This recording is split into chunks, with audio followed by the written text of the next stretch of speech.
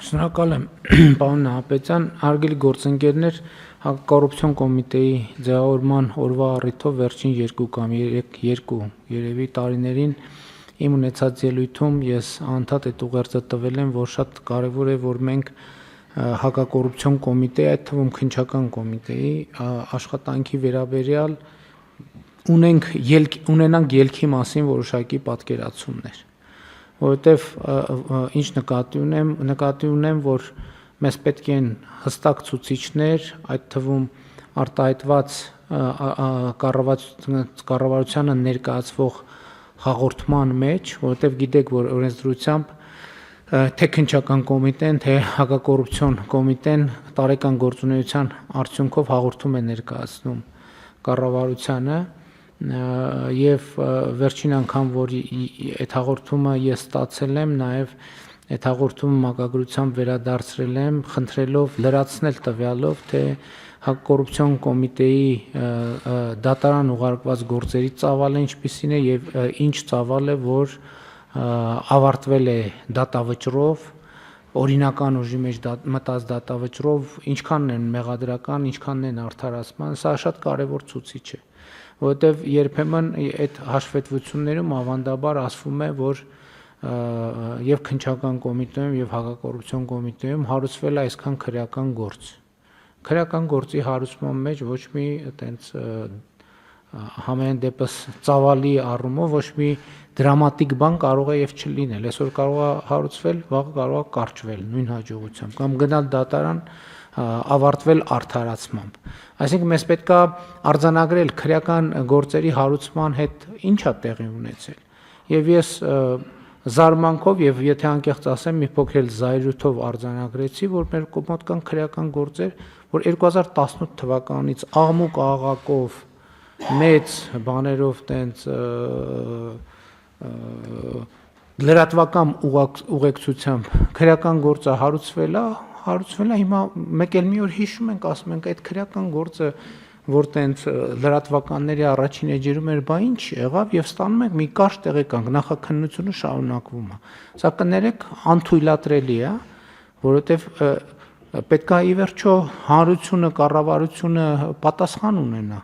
Եվ ելի ուզում եմ ասել, որ ուզում եմ ընդգծել, որ կառավարությունը, պետական բյուջեն, այդ թվում ժողովուրդը հակակոռուպցիոն կոմիտեի վրա ահռելի եւ էական ներդրում է իրականացրել եւ ուզում եմ հիշեցնել նաեւ, որ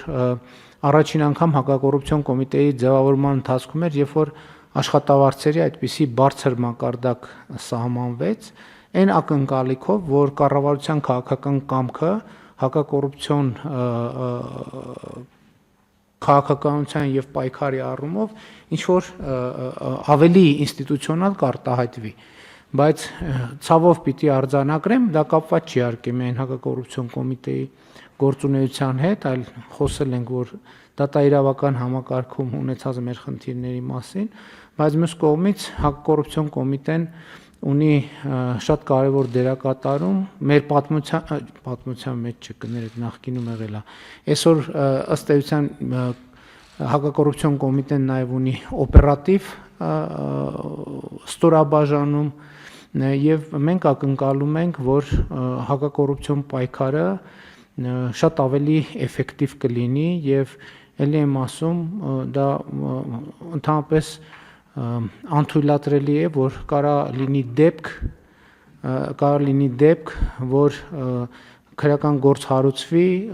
դրվի դարակում ու մեկ էլ այդ քրեական գործի մասին հիշենք 5, 6, 7, 8, 9, 10, 11, 12 տարի հետո, ասենք, բա ինչ եղավ այդ գործը եւ պարզվի, որ այդ գործի նախաքննությունը շարունակվում է եւ սա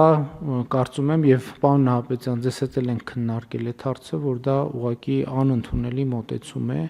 եւ կարծում եմ քննչական կոմիտեի դեպքում էլ ցավոք նման իրադրություններ կամ դրան նմանվող իրադրություններ ունենք եւ մենք պետքա բացառենք սա եւ այստեղից նաեւ մեր աշխատանքի արդյունավետության ցուցիչների մասին պատկերացումները պետք է փոխենք եւ հաշվետվողականության ավելի ավելի տեսանելի բանաձևերով պետք է ներկայանանք հանրությանը։ Խնդրեմ հարգելի գործընկերներ, ինչ հարցեր, դիտարկումներ։ Եվ էլի ուզում եմ նաև հաջորդ թեմային էլ անդրադառնամ, այդ նույն տրամաբանությամբ իմիջայլոց նախկինում խոսել ենք, այդ թվում կառավարության նիստերին տարբեր առիթներով մենք օրինակ շատ հակված ենք, որ հակակոռուպցիոն շատ ուժեղ վերահսկողություն իրականացվի նաև կառավարության պետական մարմինների ընթացիկ գործունեության հետ կապված, բայց երբեմն այս նույն իրադրությունը պատահում է, երբ մենք պետական գերատեսչություններից ստանում ենք այսպիսի ազդակներ, որ ըստ էության այդ քրեական գործերով ոչ մի բան տեղի չի ունենում, բայց դրանցով օրինակ նախագծերի իրականացումն է խոչընդոտվում։ Դե ես իրականում 1, 2, 3 ոչ մի ռեակցիա չեմ տալիս, որովհետև համարելով, որ դե եթե կա փաստ, պետքա գործ հարուցվի եւ քննվի, բայց հետո նույն իրավիճակը, երբ որ տեսնում ես այդ գործը մի տարի է քննվում, 2 տարի է քննվում, 3 տարի է քննվում, եւ այդ ընթացքում տեղի չի ունենում ի վերջո, բան ելք պետքա տեղի ունենա։ Այսինքն ինչքան կարելի է քրեական գործ հարուցել ու տենց քրեական գործը հարուցած մնա ժամանակ առ ժամանակ ինչ որ մի ազդակ լինի, այսինքն ֆունդամենտալ խնդիրն է նա, որ համակարգը եւ մեխանիզմը պետք է հստակ աշխատի, հստակ տա պատասխաններ։ Կամ մեղավորներ, թող մեղավորների նկատմամբ համապատասխան ընդհանցակարգը ապահովի, այսինքն գործը գնա դատարան եւ պսակվի մեղադրական դատավճռով, էս էլ է շատ կարևոր, որովհետև գործը դատարան, էդ էլ է մենք ներկայացվում որպես արդյունք, որ գործը ուղարկվել է դատարան, բա դատարանը ինչ է եղել, բա կարող է արդարացվել է մեղադրյալը, ամբաստանյալը, կարող է կարճվել է գործը, այսինքն ելք չի ունեցել։ Այսինքն շատ կարևոր է, որ մենք պետք է վերադառնանք։ Մենք խոսել ենք նաև գլխավոր դատախազի հետ էլ ենք խոսել այս թեմայով, որ մենք իհարկե այն կանխավարկածով չենք, որ ինքը վատ կանխավարկածա, որ եթե գործը գնաց դատարան, ուրեմն պետքա պարտադիր մեղադրական դատավճռով պսակվի, որովհետև այդպիսի ավանդույթներ են եղել, որ եթե դատախազությունից գործը դուրս է եկել, վերջ ուրեմն պետքա մեղադրական դատավճիռ լինի։ Բայց այդտեղ էլ մենք որոշակի, որովհետև կան գործեր, որոնք իրանք ամբողջ աշխարհում էլ տենց է,